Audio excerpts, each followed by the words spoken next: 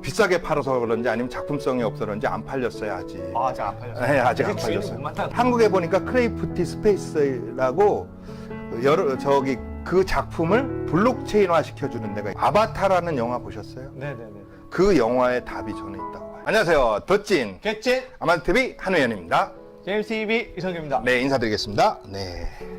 반갑습니다. 네, 잘 지내셨죠? 네네, 잘 지내죠. 요즘 뭐 잘 나가시던데. 네. 잘 나가기 위해 무사히 노력을 하고 있습니다. 요즘 어떻게 지내세요? 뭐 이렇게 코로나로 인해서 이것저것 다 겪고 있죠. 뭐 아. 격리도 당하고 이렇게 그래서. 하고 있습니다. 빨리 이 시국이 끝났으면 좋겠거든요. 저도. 네. 요즘 이 스튜디오 너무 정말 네. 알차고 아, 그래요? 즐거워요. 그럼. 저는 스튜디오가 따로 없는데 네. 이렇게 초대해 주셔서 감사하고요. 네. 근데 왜 우리 그 프로그램명을 도찐 개찐 도찐개찐 도하고 개하고 뭐가 나요? 뭐 거기서 거기죠. 맞아, 그거예요. 거기서 거기다. 네. 세상에 그놈이 그놈이고 그년이 그년이라 그런 뜻이에요. 저 가르칠 게 없는데 네. 물어보면 그냥 대답하겠다 이런 거예요. 그렇죠? 그놈이 그놈이고 그년이 그년이다. 그래서 도찐개. 아, 네. 사람 위에 사람 없고 사람 밑에 사람 없고. 평등하다. 둘이 하는 토크를 그래서 도찐개. 네네네. 네, 그래서. 네. 감동이 와닿네요. 아, 그래요? 네. 우리 사전에 상의했는데 마치 처음 하는 것처럼. 네. 네, 또 이런 네. 의미가 필요하죠. 방송이 뭐 그렇죠. 네, 맞습니다. 네. 네. 제가 네. 지금 어딜 가나 듣는 게 네. 메타버스 하는데 이 메타버스는 도대체 어디서 타는 거고 노선이 어떻게 되는 건지. 메타버스를 어디서 타느냐. 네. 글쎄요, 메타버스. 근데 우리가 사실 오늘 토론을 이걸로 안 하려고 했는데 이성긴 님이 이걸로 하자는 거예요. 그죠? 네, 저는 그 노선을 이게- 알고 싶어서. 네, 왜냐면 이게 좋은 버스에 이게 귀에 올라타면 네. 누군가에겐 정말 큰 행운이 될 수 있기 때문에 제가 좀 그 행운을 좀 누려볼까 싶어가지고. 근데 많은 사람들이 메타버스를 본인이 타고 있는데 그냥 이렇게 유튜브나 어떤 거를 보고 본인은 안 타고 있는 줄 알아. 엄밀히 저도 보는 본인은 타고 있어요. 저도 메타버스 탔나요? 타고 있어요. 나 그 메타버스 그런 버스를 탄 적이 없는데. 내가 볼 때 타고 있어요. 그런가요? 근데 메타버스의 의미가 뭐예요? 초월한 우주인가요? 초월한 우주라는 것은 여기서 뭐 우리가 사는 모든 세상을 우주라 그러잖아요. 네네네. 그러니까 현실을 초월한 세상? 그게 메타버스 같아요. 메타버스. 현실을 초월한 세상. 이 세상이 아닌 또 다른 세상. 뭐 아바타적인 건가요? 뭐 그것도 될 수 있죠. 그럼 정확한 네. 이 메타버스에 대한 의미를 이 유튜브 시청자, 구독자들 좀 설명 좀 해주시죠. 사실 메타버스가 사람들은 지금 나왔는지 아는데 메타버스를 한 행동은 우리가 아주 오래 전서부터 해왔던 겁니다. 그죠? 얼마나 오래하시나요? 뭐 예를 들어 1960년대 우주 사업을 했잖아요. 네. 그럼 우주인들이 실제적으로 달나라 가기 전에 뭔가 연습을 했을 거 아니에요. 예행 연습을 가상세계. 가상세계에서. 그게 엄밀히 따지면 메타버스죠. 그죠? 그럼 그럼 실상에서는 지금 어떻게 지금 저보고 이성기님 뭐 하고 있냐면 이성기님 지금 유튜브 하잖아. 하고 있죠. 유튜브가 현실의 사람들도 있지만 이성기님과 상관없는 사람들이 보는 거잖아요. 네네네네. 그러면 사실 그전에는 일기를 나 혼자만 보려고 했어요. 네. 근데 인스타그램이나 페이스북에 일기를 써놓고 나의 이야기를 써놓고 옛날엔 누가 훔쳐볼까 두려웠는데 나의 일기를 누군가가 안 보면 상처받아. 그게 메타버스의 하나의 종류예요. 그걸 갖다가 SNS도 하나의 메타버스다라고. 그렇죠.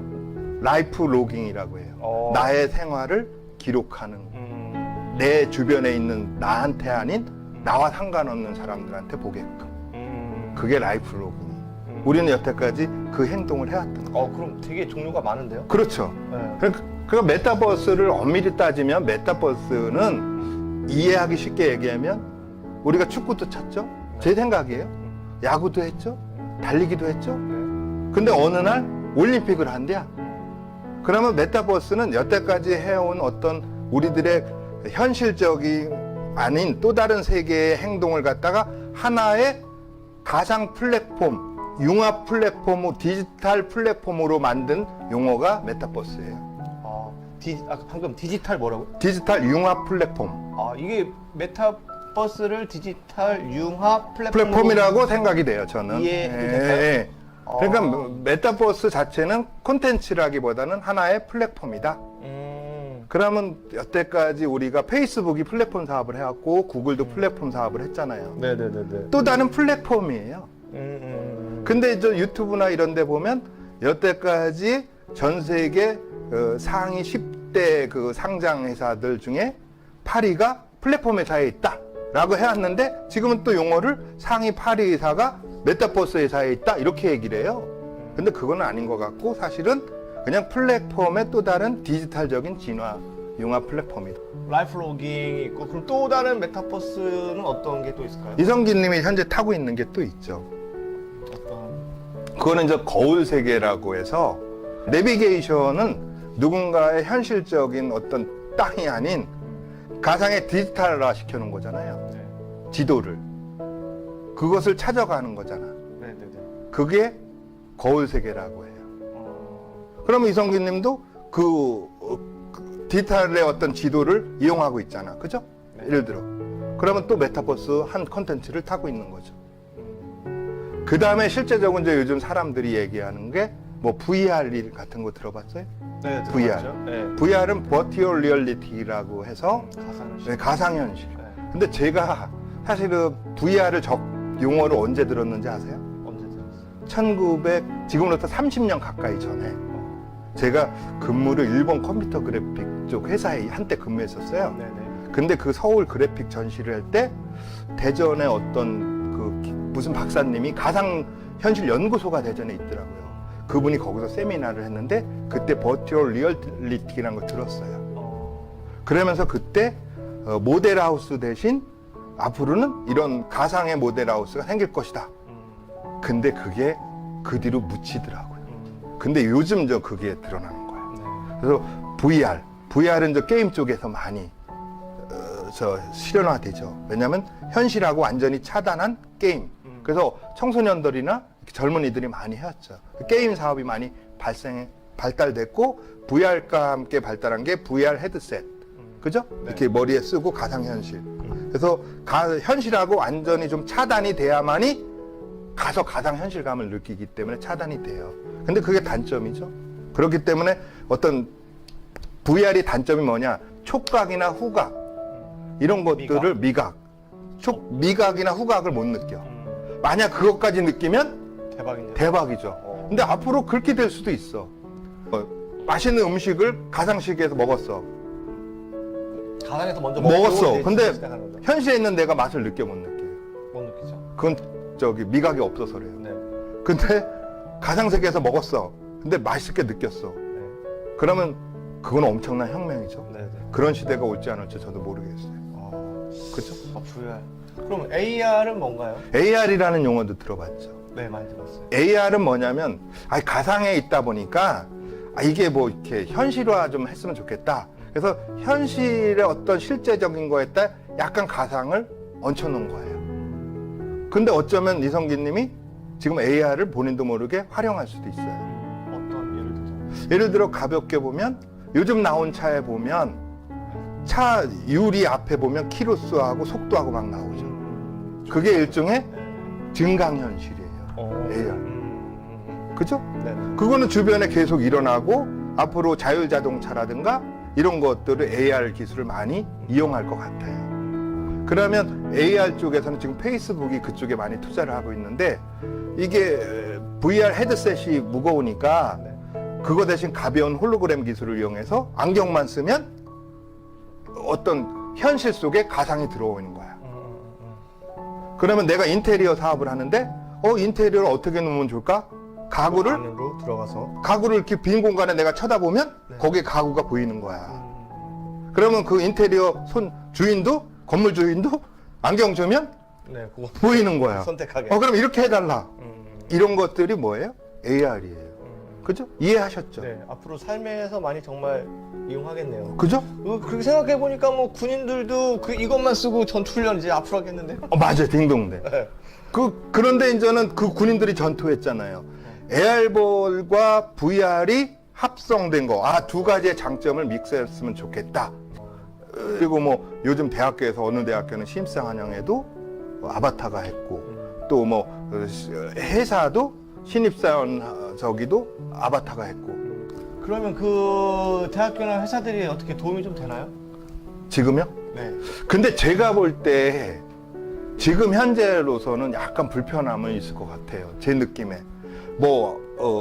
아바타가 현재 기술이 그 아바타가 거기 신입생 환영에 갔고 아니면 신입사원 오리엔테이션에 갔다고 해서 실제 간 것만은 못하겠죠. 근데 기업이나 어떤 대학교에서는 그거를 했다는 것만으로도 이슈화가 될 것 같아요. 이슈가 되고 엄청 광고 효과가 될 것 예. 같아요. 지금은 그럴 것 같아요.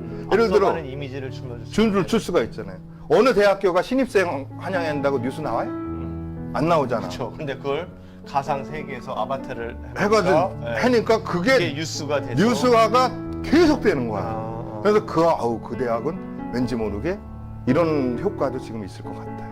제가 근래 또 많이 듣는 용어 중에 하나가 이 NFT라는 게 있는데 응. NFT는 뭔가요? 근데 NFT는 사실은 코인 하는 분들은 코인 하셔요? 아니 저는 안 해요. 코인 하는 분들은 많이 알아요. 사실 그 코인 하는 쪽에서 바이낸스나 이런 데서 NFT 상품을 팔기 때문에 코인 하는 분들은 NFT를 많이 알더라고요. NFT는 뭐냐면 이 디지털 그 메타버스가 이런 분야가 발달하니까 디지털 아트 분야도 발달을 하게 돼 있어요. 기존에는 어떤 예술가적인 소질이나 이런 것들이 굉장히 기능적인 소질이 뛰어난 사람들만 작품을 만들지만 지금은 상상력이 뛰어난 그 누군가가 디지털 작품을 만들 수가 있거든요. 네네. 그것을 만들어서 올려놨을 때 디지털이라는 게 단점이 뭐냐? 카피가 쉽고 저작권을 잃어버릴 수가 쉽죠. 네. 공개를 해버리니까. 그래서 디지털 아트나 이런 것들을 하나의 자산화를 해놔야 되겠다. 그래서 건들질 못하게 해야겠다. 근데 건들질 못하는 가장 중요한 기술이 블록체인 기술이잖아요. 들어봤죠? 네네. 블록체인은 뭐예요? 장부를 여러 사람이 공유해서 누가 건드려서 훼손이 안 되잖아요. 그것을 아트 쪽에, 디지털 아트 쪽에서 하나의 논 펀지블 토큰, 아무도 건들 수 없는 논 펀지블 토큰, 대체 불가 토큰이라는 것을 만들어서 하나의 디지털 자산화를 시키는 게 NFT예요. 그러면 이게 어떤 자산 가치, 어떤 이렇게 거래가 또 할 수 있나요? 지금 보면 바이낸스라는 세계 큰 거래소에 그게 보니까 거래가 돼 있더라고요. 상장이 돼 있는 거예요? 네. 그럼- 그 상품이 그러면 미술품들이 내가 가상 세계에서 그거를 사이버상에서 예술 어떤 아트를 예를 들자면 뭐 피카소라든지 누군가의 작품을 나 이렇게 만든 다음에 이걸 딱 블록체인을 걸어놓고 판매할 수 있다는 얘기죠. 그렇죠. 근데 그게 가격이 저는 제 가격인지 뭔지 모르겠어요. 가격 보고 깜짝 놀래가 있어요. 별거 아닌데 이렇게 비싼가? 근데 이게 시장이 어쩌면 기회일 수도 있고 어쩌면 거품일 수 있다는 생각이 들어요. 지금 이제 이게 이제 초기 이제 오픈돼서 시작되는 그런 상황인 거예요. 한 지가 얼마 안 되기 때문에 뭐 올라오는 작품들 보면 그래도 뭐 이렇게 바이낸스 같은 데는 일반인들 작품은 별로 안 올리는 것 같은데 디지털화해서 작품을 만들 수 있다는 거죠. 디지털화해서 작품을 만드는데 판매하는 곳을 일반적으로 거래소라고 하겠죠. 거래소라고 개념으로 볼 때 판매를 받아주고 안 받아주고는 그곳 마음이야. 어떤 이마트라는 곳이 있어요. 네. 근데 이마트에서 어떤 모든 제품을 받는 게 아니잖아요. 그렇죠. 그쪽에서 열어줬을 때 그 플랫폼에 올라올 수가 있죠. 그러면 바이낸스라는 데도 팔고 또 뭐 이렇게 또 다른 거래소도 코인 거래소도 팔고 또 그것만 전문적으로 파는 거래소도 생겼더라고요. 그러면 저희 아마도 TV 한우연 우리 대표님은 그거를 혹시 뭐 거래라든지 그런 경험을 해보신 게 있나요? 저도 사실은 뭐 아까 도찐개찐처럼 이렇게 이게 궁금해서 한번 해볼까 해서 제가 거래했던 거래소, 코인 거래소에 가서 사가지고 팔아도 받고 근데 사가지고 팔아보니까 팔리더라고요. 또 한 군데 거래소는 실제적으로 내가 만드는 작품도 받아주더라고요. 그래서 만들어서 그냥 뭐 제 딴에는 혼을 담아서 만들었는데 비싸게 팔아서 그런지 아니면 작품성이 없어서 그런지 안 팔렸어요 아직. 아직 안 팔렸어요? 네, 아직 안 주인을 팔렸어요. 못 만난 거죠. 그래서 계속 뭐 이제 공부하는 단계니까 그러면 그 거래소 말고 또 팔 수 있는 곳이 있나요? 글쎄 제가 이제는 이렇게 공부를 하다 보니까 일반인들이 모든 사람들이 코인을 아는 건 아니잖아요. 네. 그죠? 근데 한국 같은 경우는 아직 뭐 법적인 건 저는 모르겠고 외국에 보면 오픈시라고 그것만 판매하는 거래소가 있는 거예요. 오픈시? 네, 오픈시라고 네, 하는 네, 판매하는 거래소가 있는데 일반인들이 자기 작품을 블록체인화하기 힘들잖아요. 네, 그렇죠. 한국에 보니까 크레이프티 스페이스라고 그 작품을 블록체인화 시켜주는 데가 있더라고요. 아, 그래요? 예. 그래서 그 작품을 블록체인화 시켜주면 그 거래소 오픈시하고 거기하고 연동돼서 그리로 보내면 받고 싶은 가격을 내가 걸어놓으면 되는 거예요. 신기하네. 근데 실제적으로 예술적인 소질이 있는 분들한테는 기회가 될 수 있겠더라고요. 그러겠네요. 많은 예술인들에게는. 그렇죠. 네. 뭐 그럼 저도- 앞으로 이렇게 지금 이 메타버스가 어떻게 전개될 거라고 보세요? 전원전 이 분야는 그냥 올 수밖에 없는데 또 다른 분야는 거품이기 때문에 걸러질 수도 있겠어요. 한번 이렇게 딱 거품이 좀 빠지겠네요. 빠지네. 그러니까 메타버스라는 것은 하나의 플랫폼이고 올림픽처럼 하나의 올림픽의 종목이 막 여러 가지. 들어왔다 나갔다 하듯이 메타버스라는 큰 융합 플랫폼 안에 네. 여러 가지 플랫폼들이 계속 탄생될 것 같아요. 앞으로는 또 스타 기업들이 나올 수도 있겠다. 그렇죠. 거기를 통해서. 그러면 혹시 이거 관련 주식주가 있을까요? 뭐 특별하게 관련 주식주는 있을 수는 있어요. 네. 있을 수 있지만 제가 볼 때 이 메타버스를 발전시키는 게 한 분야가 발전시키는 게 아니라 예를 들어 통신이 이것을 발전시킬 수 있어요. 지금 이 5세대 통신이라 그랬잖아요. 5G. 네. 근데 이제 6G가 나오잖아요. 그러면 5G보다 50배나 60배 빠르거든요. 데이터량도 그렇고. 네. 그러면 메타버스가 엄청나게 발전하죠. 그럼 메타버스가 또 더 발전하면 이 통신을 더 발전할 수밖에 없고 또 반도체도 그렇고. 다 연관이 돼 있네요. 그렇죠. 네, 통신, 반도체, 포털 회사. 그렇죠. 네. 하다못해 패션까지. 왜냐하면 아바타들이 입는 패션도 발전하니까. 그러면 이 메타버스 참 젊은 세대들이 많이 이용하겠네요. 유리는 하겠죠. 이 지금 인터페이스가 10대, 20대. 쉬우니까. 예. 네. 그럼 어르신들은 이 메타버스 접근이 어려운가요? 뭐 저는 그렇게 생각합니다. 처음에는 이 부분이 페이스북이나 인스타그램이 젊은 분들이 많이 오시다가 지금은 그분들이 다른 쪽으로 많이 갔듯이 메타버스라는 어떤 생소한 분야에 게임 쪽 하셨던 분들이 유리할 것 같아요. 젊은 분들이. 근데 실제적으로 장기적으로 혜택은 나이 드신 분들한테 있을 것 같아요. 어르신들이 더? 네. 그러면 그 이유의 답은 어디에 있냐? 아바타라는 영화 보셨어요? 네네네. 그 영화의 답이 저는 있다고 봐요. 정말 아주 센세이션을 일으킨 영화죠. 영화였죠. 봤죠? 재밌죠? 네, 너무 재밌게 봤죠. 제임스 카메론 감독님의. 네. 근데 그 아바타라는 영화를 요즘 느끼는 게 그때는 전 재미로 봤는데 저것 때문에 나이 드신 분들한테 메타버스는 선물일 수 있겠구나라고 느껴져요. 요즘.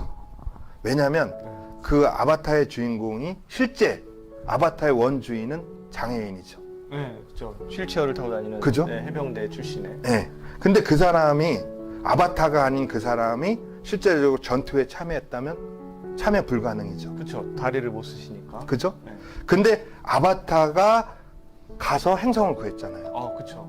근데 실제로 아바타의 정신이 구한 게 아니라 그분이 가지고 있는 군인으로서의 노하우, 해병대 정신, 의지가 구한 거예요. 네, 그렇죠. 상무 정신이 아주 투철하신 그죠? 거죠. 근데 나이 드신 거나 내가 신체적인 불리함이나 이런 것들이 현실로 갔을 때 외면당하잖아요. 근데 우리도 나이 드신 분들도 공부도 할 수 있고 경험이라는 유리한 게 있어요. 그럼요. 근데 육체라는 어떤 불리함이 있는 것 뿐이죠. 신체적 노화를 극복할 수 있죠. 그죠? 네. 그러면 뭐 이게 예화가 될지 몰랐다. 현빈하고 이성기님하고 볼 때 어쨌든 현빈님이 더 잘생겼다고 보잖아. 저 대다수는 대다수는. 네. 근데 아바타로 들어갔을 때는 누가 더 잘생겼어요? 모르죠. 이성기님이 더 잘생길 수도 있는 거야. 그런가요? 근데 그러면 거기 가서 경쟁을 할 때는 똑같다는 거예요. 원래 가지고 있는 이성기님이 경험이 있거나 아니면 더 노력을 하거나 하면 현빈을 능가할 수 있는. 그것처럼 우리 이제 나이 드신 분들이 인생 2모작, 3모작을 준비할 때 지금 가지고 있는 경험과 지금 가지고 있는 모든 노하우는 열정만 있다면 지금 나이 드신 분들의 단점인 육체적인 보여지는 것은 단점이 아니에요. 메타버스 안에서는. 이게 들어보니까 참 우리 어르신들에게는 또 다른 신세계, 또 다른 기회의 창이 열렸다라고 좀 느껴지네요. 맞아요. 저도 그렇게 생각을 해요.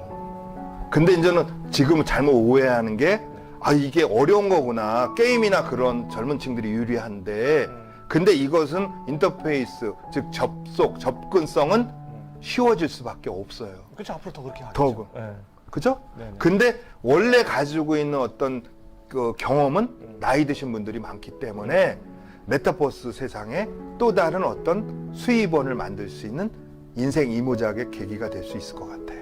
그러면 앞으로 펼쳐질 이 메타버스 우리 개인들이 준비해야 될 건 뭘까요?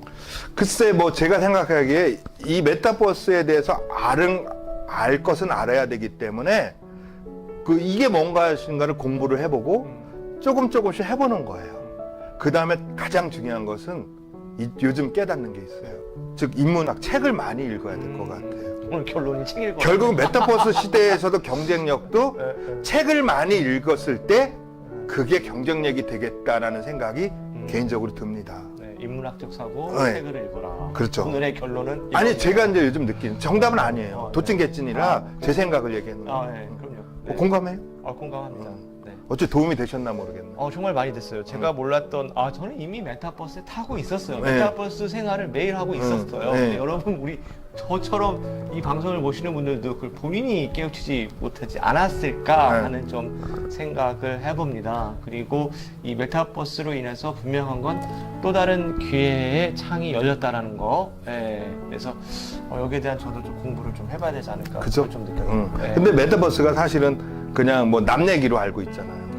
그러니까 저도 뭐 이렇게 보니까 이런 거구나 그래서 NFT도 조금씩 해봤던 거예요. 알고 나니까 제가 샀던 작품이 되팔아지고 하니까 놀랍더라고요. 그리고 제가 만든 작품이 블록체인화 시켜지는 거 보니까 팔리든 안 팔리든 놀랐어요. 근데 그럼 뭐가 생기는지 아세요? 욕심이 생겨. 공부하고 싶다. 공부하고 싶다. 책을 더 보겠네요. 왜냐면 이왕이면 네. 팔리는 작품을 만들고 싶다. 그치. 그런 욕심. 근데 안 해보면 욕심이 안 생겨요. 그래서 우리 이 아마도 TV 또 제임스 TV를 보는 시청자분들께서 이게 뭐 좀이라도 도움이 됐으면 좋겠네요. 네, 아마 많은 분들이 한 번쯤은 들어봤을 거라고 좀 봐요. 네. 메타버스. 네, 일상에서 여러분들이 많이 좀 접하고 있어요. 네, 그리고 더 중요한 말씀이 이게 인문학적 사고. 네. 네. 그게 기본이 돼야만이 아바타의 원주인으로서 경쟁력을 갖춘다. 본실이 튼튼해야지. 예. 결국은 그거예요. 네. 본연의 개인의 경쟁력이에요. 네, 맞아요. 메타버스 세상에서도 본인이 가지고 있는 열정이 있어야만이 경쟁이 되겠더라고요. 그게 아바타라는 영화에서 그 사람이 해병대 출신이 아니고 뭐 전투 경험이 없고 이렇다면 그 전쟁에 승리 못 하잖아. 그렇죠. 그 영화의 의미를 이제 깨닫겠더라고요. 그때는 사실 그 깊은 의미가 깊은 양.